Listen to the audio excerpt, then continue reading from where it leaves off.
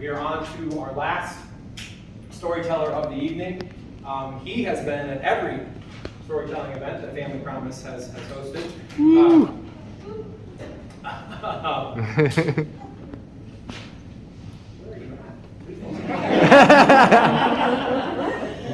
There you are, because you sent a very nice bio, and I was like,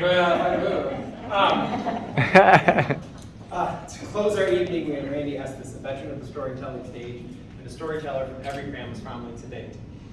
Randy Estes is I don't know how to pronounce that word, multi-dimensional. There we go, Renaissance man. Grew up in Fisher, a small town in East Central Illinois. If anyone has heard of Fisher, it's because its high school mascot is the Bunnies. I would put anything to be a bunny in high school. Yeah. Randy is convinced that he was a horrific person in a former life and is paying for the sins in that life. A myriad of stories and witnesses provide empirical evidence to support the validity of this assertion. Randy has told stories at the following venues in Chicago: Fear Experiment 9, Story Lab, Story Club, Do Not Submit in Evanston, Uptown, True or Lie, Outspoken, and Beyond Your Podcast. In Iowa, Randy has been showcased in foretelling events for Family Promise in Lake County, Becky's Family Kitchen events with Iowa Watch on public radio, and open mic nights across town. Randy is currently writing his first memoir to close our evening.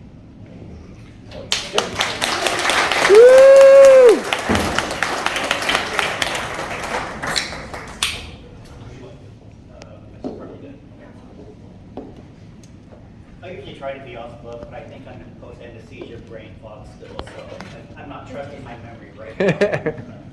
But it's great to be back here, and I appreciate all the other stories. And what I really love is when we do things like this, none of us storytellers ever get together beforehand to know what our story is going to be. We just are given the theme title and then come from that. And then it always amazes me how there's a thread that goes through that tapestry and just makes a beautiful tapestry at the end, and how each story somehow just pulls together.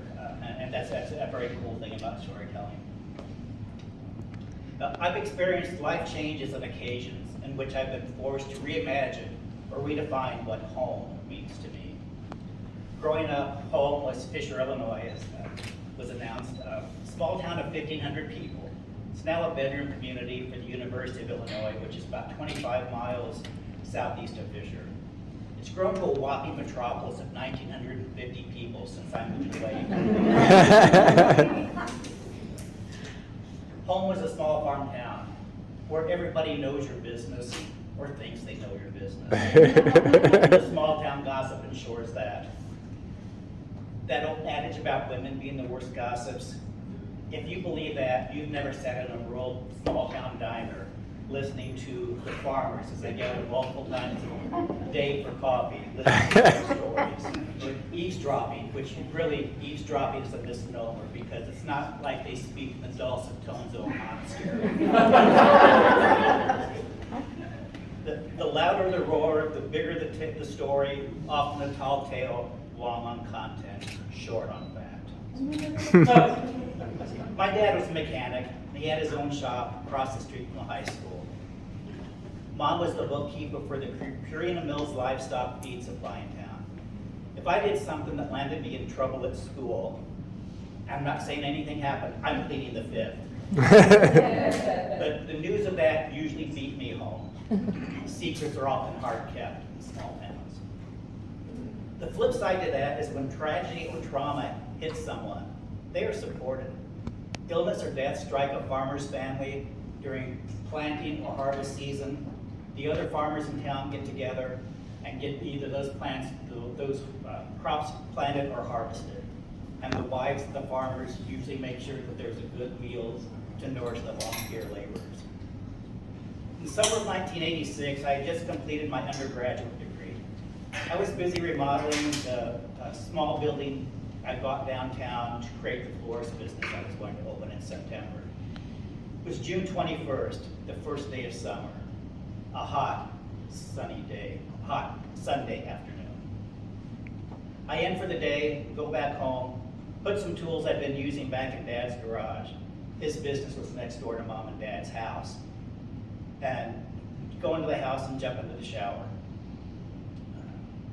Just as I'm getting into that shower, I hear somebody banging on the door, and it's one of my high school classmates screaming, "Mr. Estes, your garage is on fire!" Dad's garage was an old cinder block building with a flat, slightly pitched tar roof.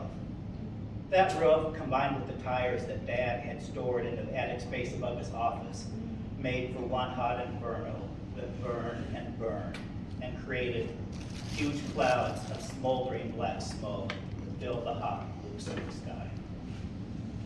My older middle brother had recently become a member of the volunteer fire department, because that's what you have in small towns. Dad's fire was Mike's first fire as a fireman. The townspeople all there watching on. The heat created by those tires and tar roof got hot enough to bend and melt the steel I-beam that supported that roof into a noticeable concave dip. By the end of Sunday night, Dad had been offered the vacant garage space on the opposite corner from his garage until he could rebuild. The owner had recently closed his business. The town, the community was there to make sure that Dad and his family were taken care of and provided for during this catastrophe. Fast forward 24 years. It's October 16th, 2010. It's a lazy, late Saturday afternoon. I'm in the third floor apartment I own in the vintage 6-flat co-op building in the Chicago neighborhood of Edgewater Glen. I'm fading in and out of napping while pretending to watch TV, when suddenly I jolt up from my slumber to the stench of smoke. As I stand up and look down, there was smoke up above my ankles. In nothing but grungy old sweatpants, I slip on my flip-flops, grab a t-shirt, and start punching 911 into my phone and running down my back steps. At which point I hear Patty from the second floor screaming to Bruce across the hall, his apartment directly below mine. "Bruce, your apartment's on fire! Get the fuck out of there!" As I'm running down my back steps, I stop on the second floor landing long enough to look into Bruce's apartment to see the flames at his kitchen ceiling, my kitchen floor. Like a deja vu nightmare, only I'm not dreaming. In mere minutes, just like Dad's fire, huge billowing clouds of smoldering black smoke are pouring out of my dining room window. More moments ago, I had been napping. Much of the next few hours, the next few weeks were a haze, not unlike the smoky haze of a fire. But here are some of the things I remember. The fire was big. It was a 5-alarm. I stopped counting trucks at 25 when I could see no further down either direction of the street. The fire got hot enough to melt the stainless steel door off of my Sub-Zero fridge. The neighborhood was all out, witnessing, as I was literally watching my life go up in flames. This is Chicago, the big city, not small town Fisher. After 16 years of living in this building, in this neighborhood, I knew the faces of many of my neighbors. We'd exchange smiles or hellos when passing each other on the sidewalks, but I knew the names of very few of my neighbors. It was soon getting dark, and the sun going down on an October warm day soon becomes cool, quite chilly in fact. Neighbors from all sides are bringing sweaters and jackets for us all. A lawn chair for the elderly mother who lived with her daughter Sandy, my neighbor on the first floor below me. 2 Gablers who lived a few buildings east approach me, one of them around my size, and say, "Do you want some warmer clothes to wear?" I'd kill for a warm pair of socks, dry pair of socks, and an old beater pair of shoes. "What size pants do you wear?" "Small shirt, correct?" Yes, small shirt, 30 waist, 30 inseam." Less than 10 minutes later, they're back with a big garbage bag full of clothes, including shoes, socks, and underwear, saying, "These are yours. You don't need to return them." My first Chicago friend Mark directed choirs at 2 churches.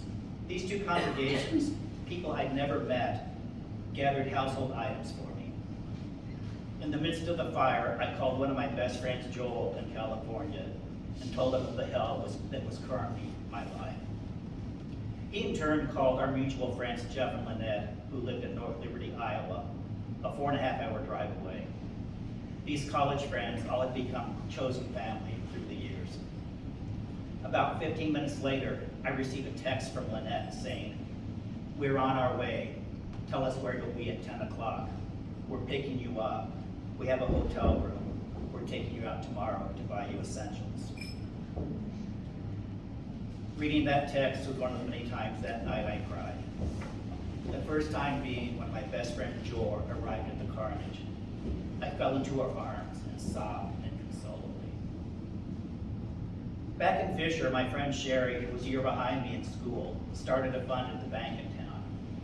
People I hadn't seen or spoken to in over 35 years, classmates, family friends were reaching out to me. As overwhelmingly horrific as the fire was, the outpouring of love, generosity, and support shown to me were equally overwhelming. The night of the fire, much later, after all the hoopla, fire trucks, Red Cross, and the fire vultures were gone, I had to go back and pick up the packet the Red Cross had left, but I had laid down and forgotten somewhere. One neighbor, no, don't know her name, still out.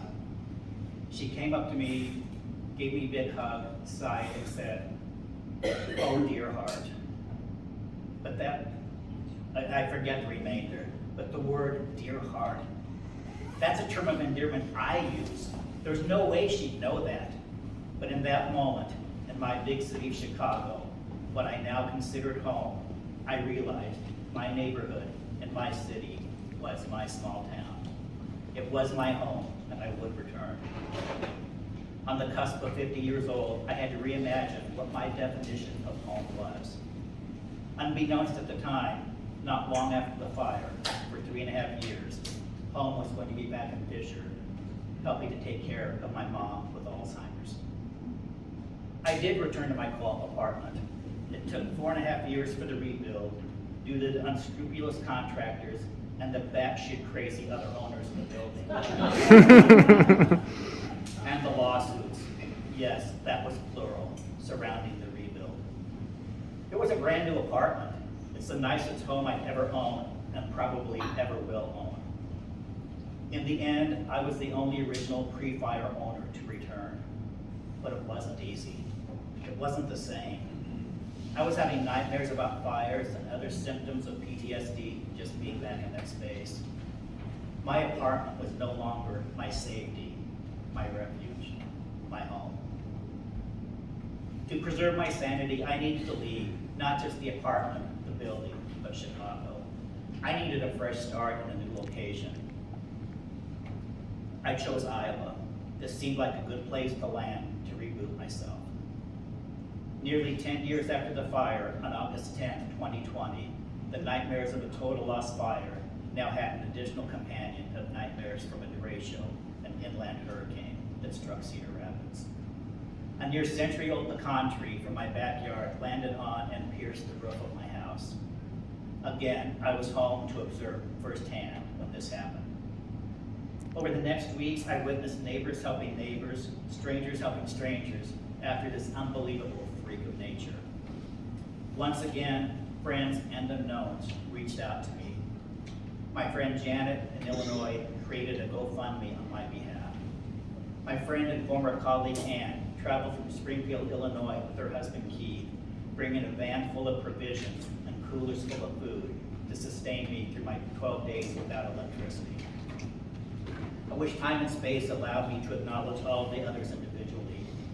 It's really humbling to be in the position of being the recipient twice now, when I'm accustomed to being the giver. My property damage from the derecho nowhere compares to the damage from my fire, but it's caused much of the psychological trauma to return. Cedar Rapids has been a good place for me to reboot, but it's not my final destination. It's time to look for new ventures and adventures, hopefully free of disruption and devastation from fires, derechos, and other catastrophes. It's time to start over again, somewhere completely new and different. I can hear Horace Greeley urging me to go west, old man. An old Barbra Streisand album I had contained a song with the lyrics, "A house is not a home." Home is not a structure, it's a state of mind. We create home and community by the people with whom we surround ourselves, the people we allow into our hearts, and us into theirs. Envelop yourself with the people who create home for you and make you feel, no, make you believe you belong. Thank you.